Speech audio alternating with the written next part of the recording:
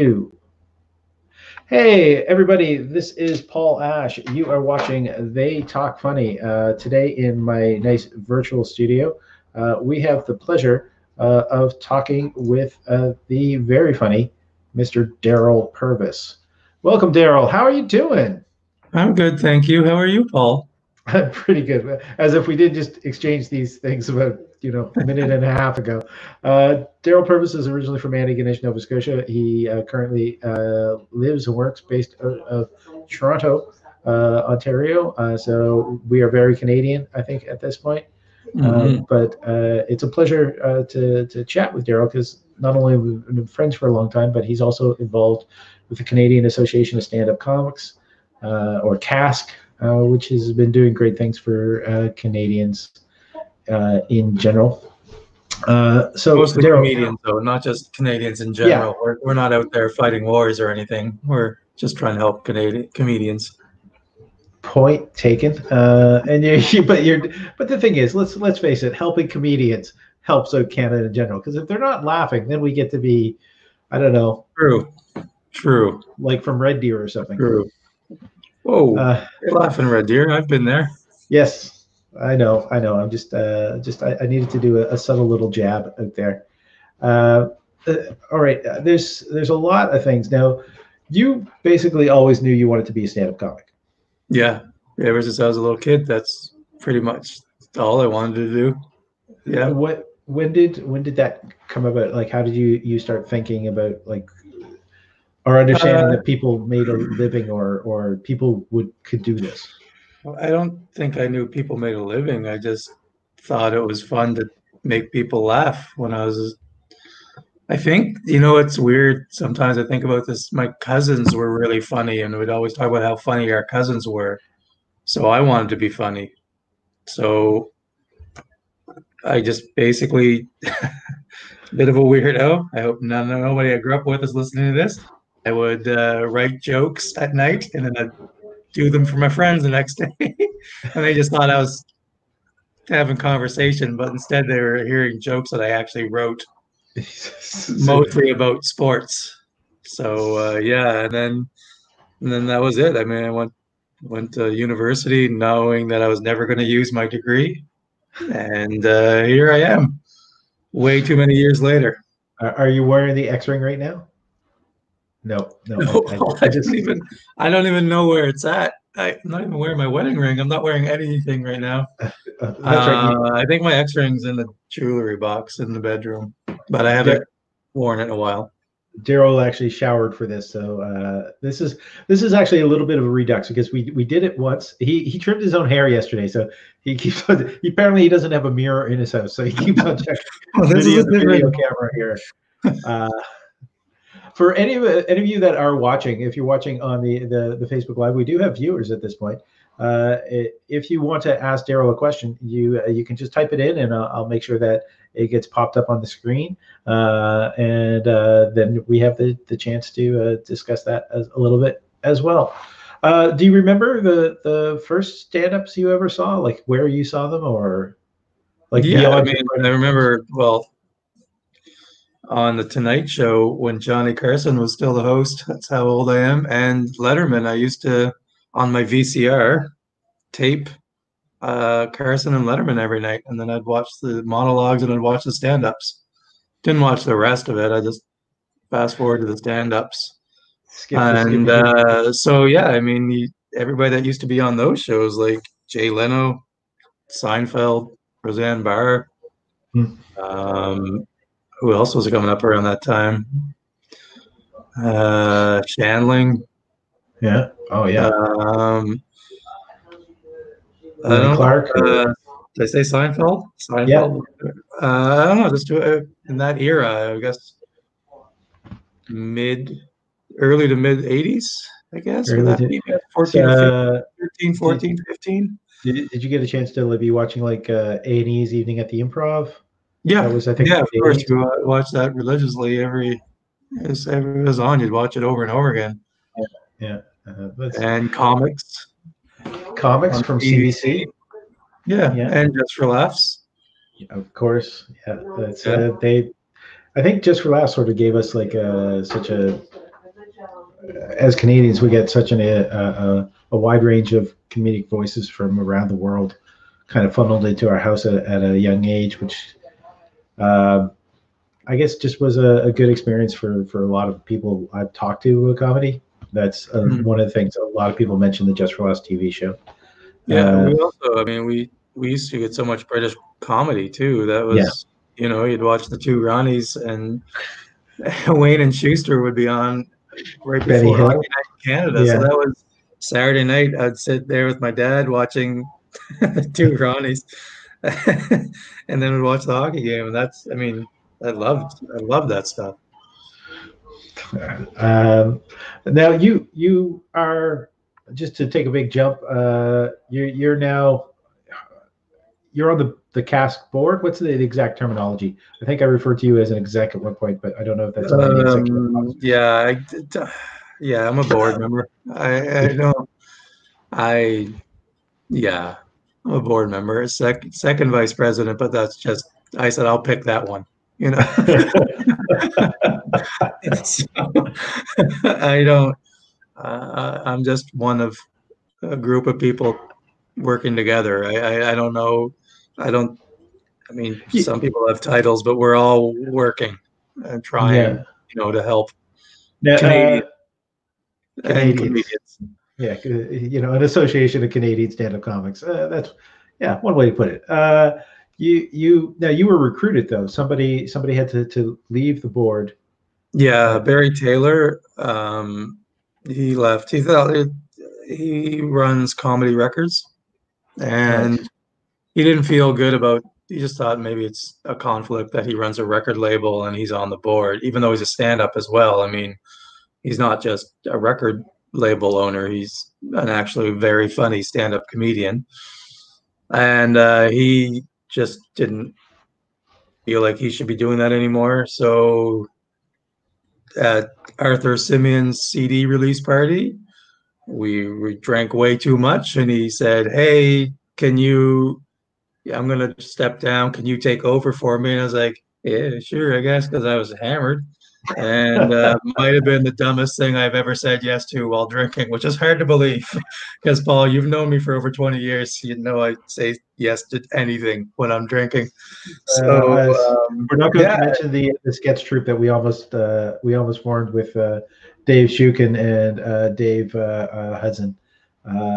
We got the name, but that was about it. What was the name? You don't even remember what the name was? Oh, I don't know if we should. It's three fat Aryans and a Jew. I think that was.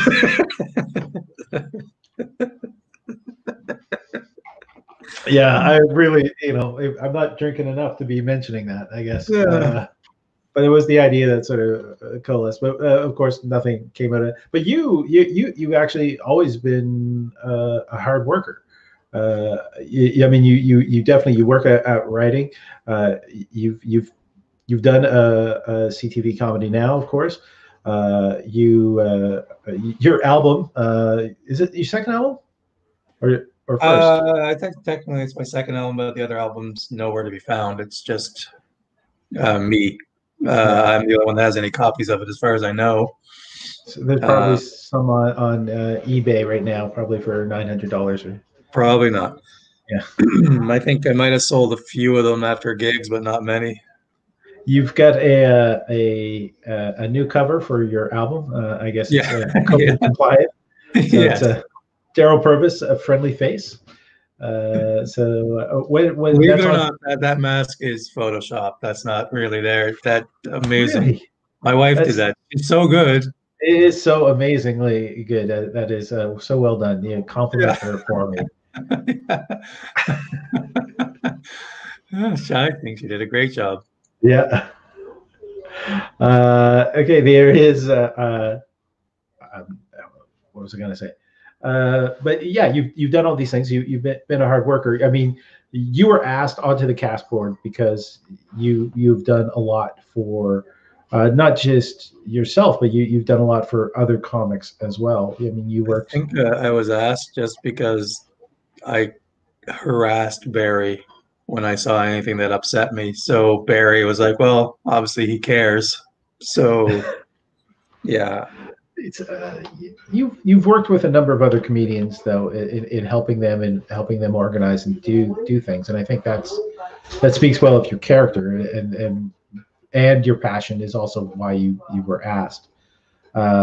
You how would you define your duties on the CASC board? That's a good question, Paul. I'm so new. I vote and I talk, and I'm working on a project right now, which isn't going as great as I'd like it to, but I'm going to keep pushing away at that. I don't know. I'm just look. There's so much to do. Everybody just chips in and tries to get things done. Whoa, that's an old picture. That is an old picture.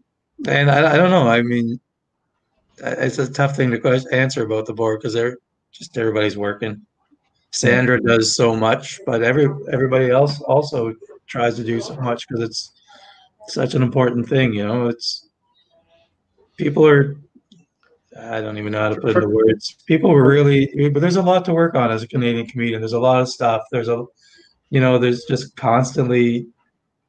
It's amazing how many comedians get taken advantage of in this country, and it's just it's a lot of work. I mean, we need to all work together. Comedians need to come together, and if we do, we saw when we had our disagreement with Just for Laughs that when comedians came together, things happen, right? And that's the thing. It's huge country, people separated by so many kilometers, and it's just, yeah. Sorry, a friend of mine saying he's watching us, but he's going to stop now because he's sick of me already. So I got that. You could have left that comment live, and then we could have put it up on the screen. So tell him to no, but I mean, just getting back to type in the words. Type in the words, and just getting back to it's good. Like CASC works hard, and we're instead of being adversarial with Just for Laughs, things have really starting to smooth over, and things are getting better, and and that's the way it should be. The comedy community isn't just comedians; it's the people who run the shows too, right? And we need to all get along, and that's the number one thing. And people are people; we're all good people. Let's just fight this fight together and make it as big as we can. For me, I spend a lot of time watching British stuff, and I think Britain's probably the end goal for me now. And which, it's silly saying that because I'm 48 years old. That should have happened already, but I just see the way they build stars over there, and you go over there and you're walking through the subway or tube, I guess, and there's posters for comedians doing theaters, and you're like, what? That's insane. First of all, that they can afford advertising, and second of all, they're playing theaters, and there's guys you've never heard of that can sell out a theater. Like Stuart Francis is the best example you can give of what's wrong with Canada.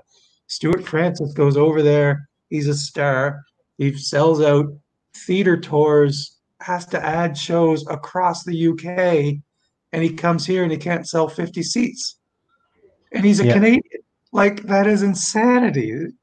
I'm sure Catherine Ryan could do okay here because she's reached that level of fame over there. It's weird because you do see those British comedians that are starting to come over here. Sorry, I'm interrupting you, but go ahead. No. At the same time, though, Catherine Ryan would be taking a pay cut to come back here. Exactly. We a year and a half ago, we bought tickets to see Russell Howard here in Toronto, and now literally it's postponed until next year. It's going to be over 2 years before we finally see this show. But he sold out 2 shows at Danforth Music Hall, which is, I think, around 1,500 seats. And that's all based on British panel shows, right? Like, that's British comedians can come over here and sell 1,500 seat theaters. Yeah. And off a panel show why aren't we doing and we can't, and CBC and CTV are saying there's no good things being pitched to them. But I know for a fact that panel shows have been pitched to them. Yeah. I pitched a show myself to CTV 10 years ago, and nothing ever came of it. And I'm actually working on a panel show concept with my friend who just stopped watching, and we're going to do it here on this. And you know what? And this is going to be how we do it. And fuck the networks. We're gonna, this is the way we got to do it now, right? We need to be. This pandemic, we need to take control of our careers, and it shouldn't be this difficult. It should be like we talked about this last time. Steve Patterson should have a talk show. Why isn't Steve Patterson? He's already employed by the CBC. Why isn't he have a talk show every week and building up Canadian celebrities? Like, there's no reason that. It's just mind blowing. It makes me so angry when you see someone, and I don't know why I get so upset about Steve Patterson, but I just look at him and go, this guy is made for being a talk show, right? He's just made for it. And yet he's doing his own talk show on YouTube, and like, why? Like, it should make every comedian angry. Like, why are we not angry about this stuff? Anyway, this is what I do in CASC meetings. I just say that, and then that's it. Then I vote on something, and then I actually this Claudio, we've got somebody's actually been commenting. Claudio's just said hey guys, and he's saying networks are odd. I thought it was old. Like, not wearing my glasses because they're old too. And yeah, it's all about streaming services. But I believe this is a thought that I'm going to just say it rather than think about it anymore. I think COVID has been great for Canadian comics. It's destroyed a lot of like the set jobs and stuff that had been planned on stages and whatnot, but it's taught a lot of us that we can stream stuff ourselves. It's going back to the Britain thing now, and you watch all the TV shows, which are panel shows, and they can still make them. Yeah. Right. And that's the crazy part. Like, I don't know. I have BritBox, so I don't have BBC. I don't know what's getting made over in Britain right now. But you know what is getting made? Panel shows. So if something like this ever happened again, guess what? CBC, CTV, Global, whatever else, you got something built in that can be easily produced right now when you can't even have people in the same room. And it's a mind-blowing. I am upset too. It's definitely a thing with okay, your experience is going to be a little bit different than mine here, because you are sort of like the home of CTV and CBC is in Toronto. Where I live is Montreal, is currently the 7th hardest hit city from COVID in the world. So it's going to take us longer to come back to level out the curve. And I don't know what if we're going to sort of anchor the entire country and slow it all down in coming back, or other parts of the country are going to come back and we'll be even more isolated than we already are. I was having drinks with my wife's family last night, or all in Alberta, and comedy clubs already open up there. Yeah, we're running at 25% capacity, but these comedians are sharing microphones. Even before that, there's been sort of a backyard comedy circuit. I was talking with Scott Porteous. I did one of these They Talk Funny with him, and he was talking about the fact that somebody started a backyard comedy show, and now a couple people are doing them as well. And so it's sort of suburban. It's people are keeping the social distancing. They're in the backyard, but again, comedians sharing microphones is kind of like the crazy thing that Diane's family told me last night is they're allowed to have groups of 50 people as long as it's outdoors. Yeah. But I mean, that seems high, doesn't it? Doesn't that seem high already? Like, Is there an acreage allotment to that? Because if you have 50 people in a 10 by 10 space, that's not cool. Yeah, I mean, you still have to have your social distancing, I guess, but still 50, I don't know. I worry we're just going to be stuck like this for so long. And it's I get 'cause nervous I on the married a woman who works with scientists, and they're working on this, and I get to sit down and listen to conference calls, and I guess it's terrifying, and I, I yeah, I mean, yeah, let's talk about comedy. I, you know, fair enough. I All right, mean, I'm doing a pretty good job on my hair, though. I think we can all yeah, go for our. that your friendly face is selling it right now. You've always been a strong writer. Do you want to offer any tips or tricks to any of the comedians watching? Um, I don't know if I have any tips or tricks. Or just I'm not a sit down and write guy. I was very briefly, but I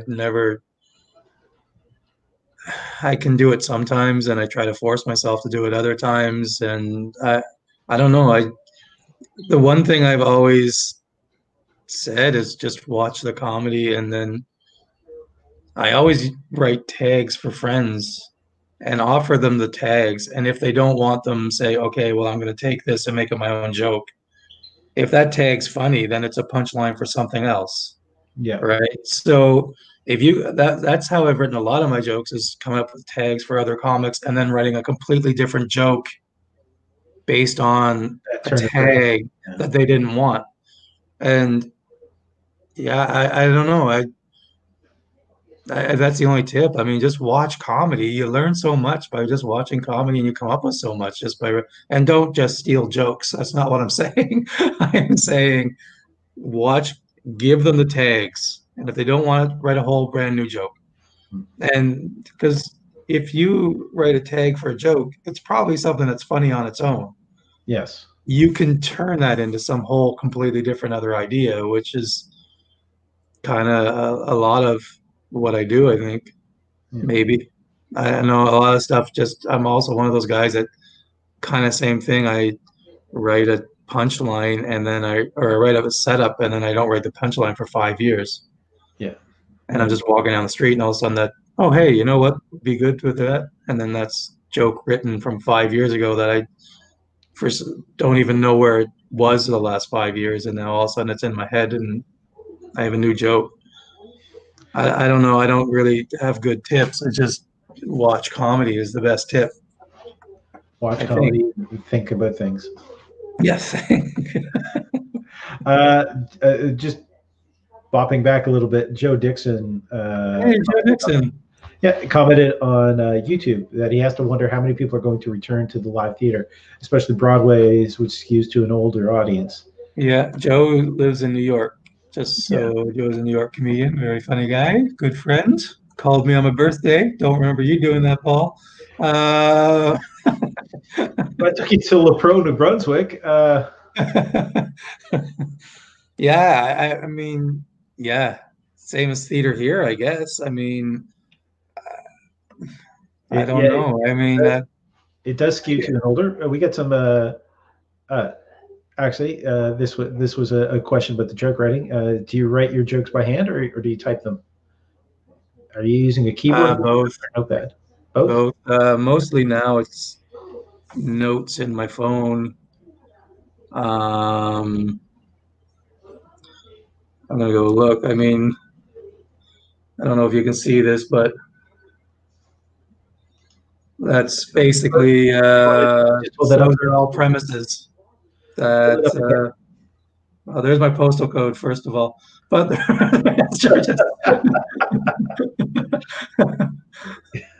I think there's let me see, 111 premises and one postal code in there, and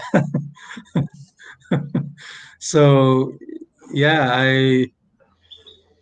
and the password that you might have just saw or something.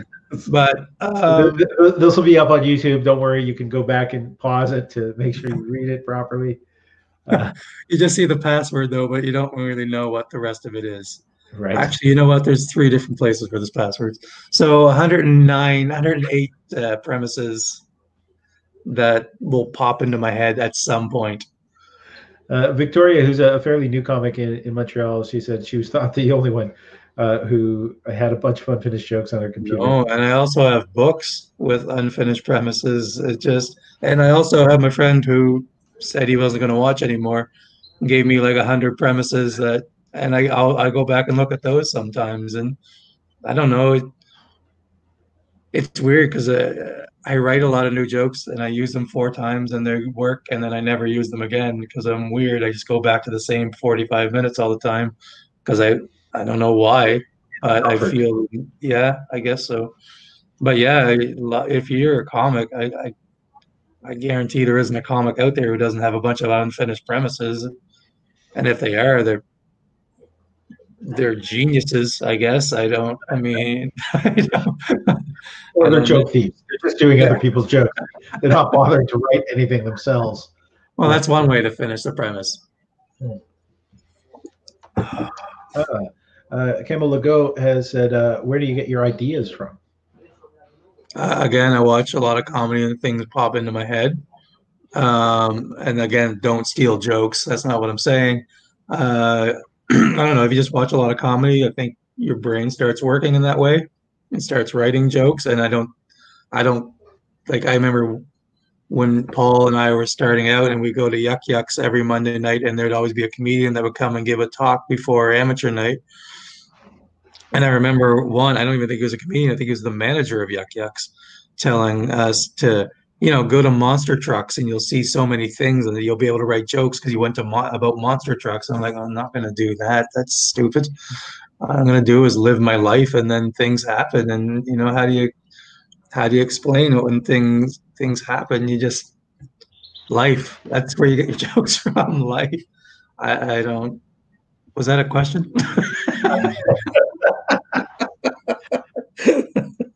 Well, okay. This is, I think we sort of addressed this earlier, but Claudio is asking, what do you think will happen to JFL? Didn't they move it to later on in the year? They did that at first, and then I don't know about Toronto, but Montreal has been canceled till 2021. They've actually that's terrible. Scrapped the year, I believe. If somebody wants to correct me on that. I didn't know that. That's a big blow for Montreal, for comedy, for everything. Yeah, it's terrible. Tourism in Montreal is wow. I sounded like a maritimer when I said that. Tourism in Montreal is it might be done for the summer. We're not sure. I don't know. Toronto had its SARS stock after the big SARS scare. Oh, this is easy there. This is a little bit bigger and a little bit bigger all over. So I'm not sure. Yeah, it's a lot bigger. We keep coming back to this. It's changing. Joe Dixon is how many beers do you have to have before you realize the joke you're working on is funny? Look, there's no limit on the amount of beers. Just you drink till it's funny. Drink until it's funny. I don't think Joe's as big a drinker as I am. So obviously, how many beers? I mean, that's. You lived in the States for how many years? Because you were about 5. You were based in New York first, and then San Diego after. San Diego, and then it gets all jumbled after that. There was a little time in a bunch of different places. Right. Let's not talk about that. I ran from immigration and whatnot. New York is the happiest year of my comedy life. If anybody's, you young comics, go when this is fixed. It's the best experience you can. I mean, talk about where do you get jokes from? In the year I lived in New York, that's the most I ever wrote in my life. It was just walking down the street and so much is happening, and you're around so many good. I used to say, you go to an open mic in New York, and everybody on that show is the best comedian from their city. you know, and the shows can be so good, and you've never heard of these people. And you know, this guy's headlining clubs in Cleveland, and now he's a nobody in New York, just trying to get stage time like anybody else. That's the best comedy experience you can have, is living in New York. And yeah, anyway, that's my 2 cents on New York. Did anybody ask about New York? I did. Actually, I was supposed to be in New York next weekend. So yeah, I don't think you're going unless you're on the back of a truck. I was right around the corner from the Creek and the Cave was where I was going to stay too. So Cave and the Creek, Creek and the Cave. I get those backed up, mixed up. I want to comment like just a little bit on. It's easier. You were talking about going to the UK. I've been hearing from some people that the UK scene though is changing. Yeah. How is that? Like, are you? Have you heard anything about that? Oh, we do have a New York question that's just come up as well. In New York, you can do, well, it's more of a do more than that. You can. What was it? Hustle. You can do a bunch of shows. Was They're it going all night? 25 or 29 that Darren Frost? No. Aaron Burke. Aaron Burke in New York. Was it 29 or 24 shows in one night? Yeah, they did a documentary about it. So, but yeah, it must be just a lot of time in a cab. What is? Yeah, so he had a friend who was driving him, so he had made arrangements to just hit as many stages as possible to try to break the record. Don't come now. Yeah. Yeah, we'll Joe, I eventually would like to meet you in person. And he corrected me. It is the Creek and the Cave. That's just a fun place to go. Even if you're not performing, it's almost an endless open mic in the basement. I've never been. Yeah, sorry. But yeah, the UK. It's I've heard from people like Pete Johansson that the scene over there is changing with the fact that London is being so condoized. I don't know what the effect Airbnb, because Airbnb is I know the Montreal office fired or let go 90% of its staff, and there is like it's being hit really hard by what's happening right now. And Airbnb has been blamed for a lot of places about the. Are you frozen? Okay, you're nodding. All right. No, I'm just I'm listening to Airbnb talk. Yeah. We're trying to buy a condo now, so Airbnb.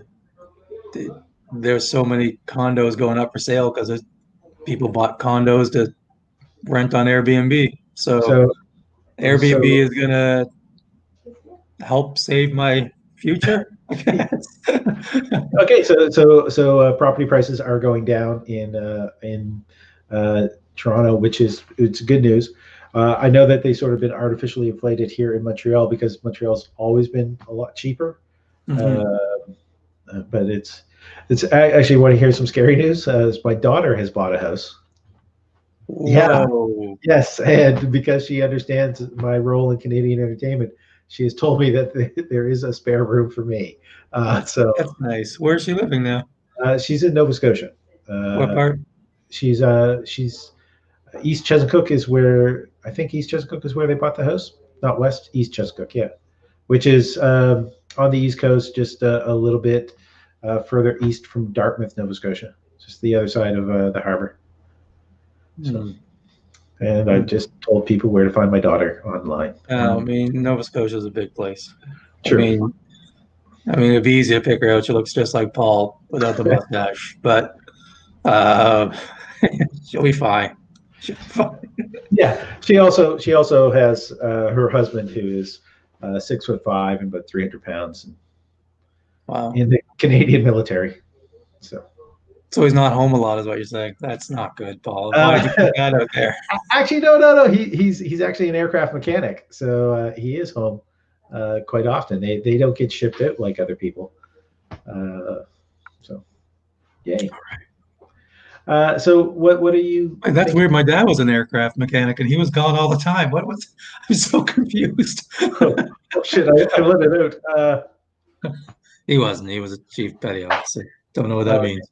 Chief petty officer means, first off, he's in the Navy, so Yeah. he's not in the Air Force. Yeah. Oh, wow, hold it. Did my dad know your dad? This is quite possible. My dad retired as a CPO too. So, yeah. Cheers. I guess we might be cousins. I know we're cousins because our dads both served in the Navy. It's not how cousins work, Paul. Claudio said that was a nice one. So we're good to go. I love the fact that everyone is commenting, which is great. So everyone is just Claudio and Joe. That's Claudio, everyone? Joe. No, we had Camille and Victoria as well. So it's kind of neat that I'm liking this format, the fact that it's interactive. Actually, I'm doing a panel show on I'm doing a panel show Monday night. I'm doing Scott Porteous's workshop, and I'm going to be doing my own show Friday night, BattleCom. We're just doing a small little tester show, and which would be a lot of fun. It's the Geek War of Comedy game show, so people punching each other in the face with jokes. Do you have anything coming up? I have a show in October that I'm got my fingers crossed about. Are you doing any more online or? No, I mean, in the future, my buddy and I are hopefully going to put together a panel show. We have a little meeting about that this afternoon after this is done, but I'll let you know when that comes together. Very soon, I think we'll try to start recording. And that's about it. I don't know. I mean, it's who knows what's happening with comedy. It's such a weird time. We'll see. I hope to do shows again sometime. I had big plans to do shows. Yeah. I mean, we had plans to go to England in October and start meeting some of the bookers and stuff over there, but that's not happening now, I don't think. I don't think I want to get on a plane for a while. Yeah, 7 hours sharing the same air with people. Yeah. So they are, for those of you who are looking for work right now, they are doing paid vaccine trials. So if you want to get intentionally infected with a mild version of COVID, you can do that. That's happening in Canada. Really? Yeah, they're looking for volunteers. Actually, Dalhousie University is I think the big lead on that one. So. Oh, that's good. Oh, I read about that this morning. I try not to read about Dalhousie. It's not the university I went to. No, I know you went to St. FX, but if people want to find out more about you, they can follow you on Twitter, which is twitter.com/dpercomic, which is in reference to a joke that you wrote in the 90s, or was that early 2000s? It's in the 2000s. I think that's relevant. It's only 20 years old. 19 years old. It's old enough to drink, that joke. I mean, keep in mind, I haven't done it since 2001. So, yeah. It's still there. It's still yeah. It's got to be part of the your branding at this point. And as part of my branding at this point is the They Talk Funny. So They Talk Funny. This is number one, Redux, because we did one, and then we tried two other times and it sort of failed. And the first one just went into the ether, anyways. But I found a new streaming tool which has been fantastic, which Mob Boss Joe of who's the technician for CASC kind of turned me on to. He does a lot of work for comedians in Canada. If anybody runs into her, thank her for all that she does. That's honest. Thank her. And ask her. Every comedian should thank her. Anyway. Yeah, no, Joe, you are fantastic, and what you've done is bang on. I have a long history with Joe. I think, I met her, I think, with you when the Comedy Nest had the condo, or do they still have that condo? They still have a condo, but I don't know where. I think it has moved. I think they're using a hotel now. Yeah. I think we were in that condo when I met her with you. Yeah. But Darryl's website is darrylpurvis.ca. Check out the bio, or you could also take a look for his album that is out there, which is Friendly Face. It is available. Yeah. It is available. Though this is technically episode 1 Redux, we'll be doing episode 2 Redux on Tuesday with Gavin Stevens. And I'm not on that one too, am I? if you want to pop in, we can probably make it a little bit of a panel show. And then we have, it's up to episode 5, which are currently online. So David Pride and Scott Porteous have also done it. And I feel like I'm missing somebody when I've said that. But yeah, because that's only 4 people I mentioned. I know it's at episode 5. But I want to thank you for spending a bit of time with me, Darryl, like a whole 40 minutes. Holy shit. It was nice. That was nice. Last time I thought it was a lot longer, wasn't it? It was an hour, I think, the first time we did it. But I've been sort of working at the kinks and trying to find a good tool. And like I have. If anyone's interested in this tool, send me a message with your email, and I will be able to send the link to you. Victoria just wants to say we're all going to be excellent writers when this is all over, and we kind of come back. I haven't written a joke.